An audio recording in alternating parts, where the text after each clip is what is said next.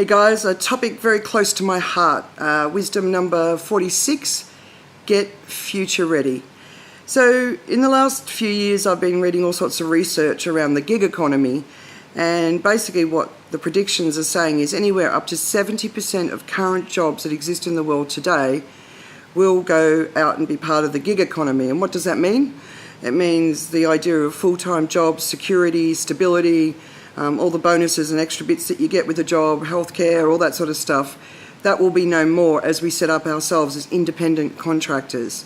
And I know a lot of people seem to think that this is far away, but it's not. It's happening now. And the fundamental thing that we need to do is shift business and government policy around work and the way businesses are taxed to get ready for this future of work, which I'm excited about. And I know a lot of people are really scared and apprehensive about it. But just to give you an idea, so McKinsey released a report this year that said between 400 and 800 million jobs will move into the gig economy. So I don't know if that's obviously anywhere near 70%. But they also said that automation will displace 75 million jobs, but it will create 133 million new jobs. So it's not all bad news, right? And I just wanted to say today, as far as getting future ready is, learn what the gig economy means. Really learn it. Go and understand it and look at your job, look at your field, look at your industry, look what's happening, be honest in that reflection and think about what can you do today to get yourself prepared for this shift that will happen. And I can't tell you how many times I'm having conversations with people. I remember talking about automation and robotics the last time I was in America, and people said, oh, but it's years and years away. I'm like, it's not years away.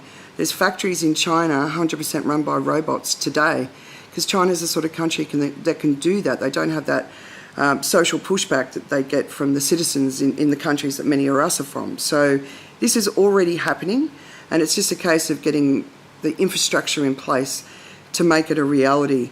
So one thing that we've all got to really try and do, and I'm not a technology person, I struggle with technology. I get the big picture, but the actual way technology works I struggle with. But understand what automation means, understand artificial intelligence and how it's going to impact your industry, and become a master in that area. That's a really important opportunity. And of course robotics, they're all coming. We've all got to start learning new skills. Every university, or the major universities around the world, are making all of their curriculum available online. So it's not even a case that you have to go out there and pay thousands or hundreds of thousands of dollars to learn. You can learn with the information that's available already, widely, all over the internet. And then of course for the older generation, and in the last few years I've seen a lot of people sort of in the high end of 40, but especially into the 50s, and typically it's white men who are being pushed aside so that women can come into the roles, or there's more racial mix in the leadership, right? So this is happening as well. So for people in that older generation, making sure you're paying attention to what's happening and getting yourself ready to embrace the opportunities for you, versus one day turning up and hearing that your job's gone and then put you into a tiz. And a lot of people do that. They're waiting until the last minute. We got to get ready now, because it's coming, and this next decade is going to be huge for the future of work. So, but I think the other thing that people are focusing on far too much is that the future impact is all just technology related, and it's not. So we have officially moved into the Asian century. 63% of the world's population lives in this part of the world. It's a massively growing part of the world. It's advancing in ways that most people can't even imagine. So it's the Asian century. What does that mean? Are you equipped to be part of the Asian century? Do you understand this culture? Do you understand the nuance between all of these different countries? Because it's not just one type of country, one type of culture. And I see a lot of people getting that wrong who have no experience in this region. The environment, what's going on in the environment, at some point the world of business is going to wake up and drastic changes are going to start to happen. The polluting industries are going to have to pull back so fast, so quickly, and you could be at the other end of that as well, right? So paying attention to that. And of course the demographics are shifting around the world. So we've got rising China, but also businesses are really seriously pushing for more equality and parity. So how will that impact you? How can you get ready for it? Are you aware of it? I mean, we can all fight this stuff, but it's coming at us. Now, whether we like it or not, it's coming at us. So I think what we need to be looking at now is really need to change the fundamentals of business. If companies are hiring less people and they're bringing in technology to do the work, what does that mean? How do businesses get taxed? How do they pay their fair share? How do they take care of society? Because if there's people out of work and there's more people out of work, then we need to be taking care of them. And we see it all around the world, the inequality between the haves and the haves not, it's growing. So I think we need to be fundamentally looking at how we change the structure of business and how business pays to be part of a society and contributes to society. I think it's time for universal basic income. I would recommend you definitely go and look into that. There's a lot of negative information around UBI, universal basic income, but the idea is everyone gets a living wage, everyone, regardless of who they are and how wealthy they are, and anything beyond that you want to earn, you can go and earn. So it's not about saying you can just sit on your ass for the rest of your life, although you can, but if you want to go and do something creative, you want to be an artist, a musician, a poet, you know, that will sustain you and allow you to do that. That's one of the changes that's coming that I'm really excited about. We can all unleash so much more.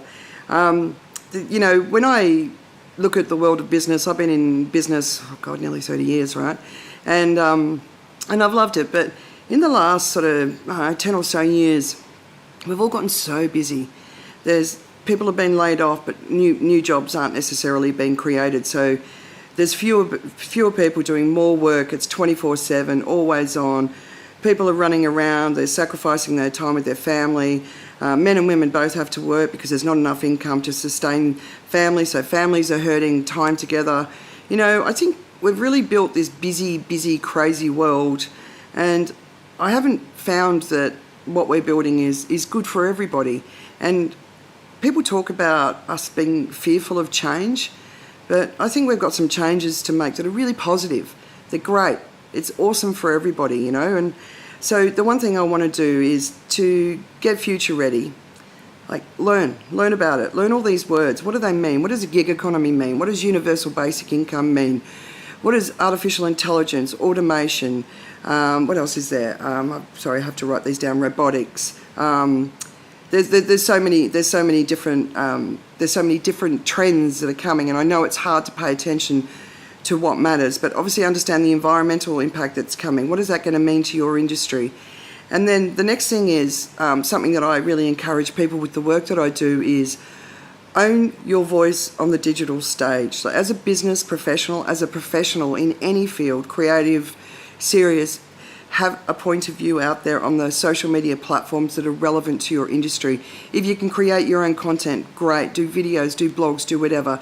But be known for something. Share your voice so that people know who you are and know who you stand for. This will protect you in the future when the people who are beside you who have not owned their voice, they won't have as much of an opportunity to get secure work or to have an opportunity as you will if you own your voice. So please, too many people that I know, great friends, I've talked to them about it. When the day comes and redundancy comes up, they're not ready. And then the final thing is be excited about it. You know, the future of work is an exciting time for all of us. If we can get the things in place that we need to all around the world so that we're all protected, everyone's got what they need, they've got the basics covered, and that's basically where we need to go. We need business to sort of step into a different sort of financial model. We need it already for the environment, but from a societal point of view, we need to go back to some of the old economics that we got rid of a long time ago, and it's about taking care of everyone. Everyone's got enough money to live and have a comfortable life based on the standard of living in their country. But let's get ready. So educate ourselves and let's get ready to go out there and embrace the future of work, because it's coming, and if you're not ready, it's gonna hit you from the side, and I don't want anyone to be hit by the side. Face it, learn, and embrace it. It's a great opportunity for all of us. So there you go. Wisdom number 36, get future ready.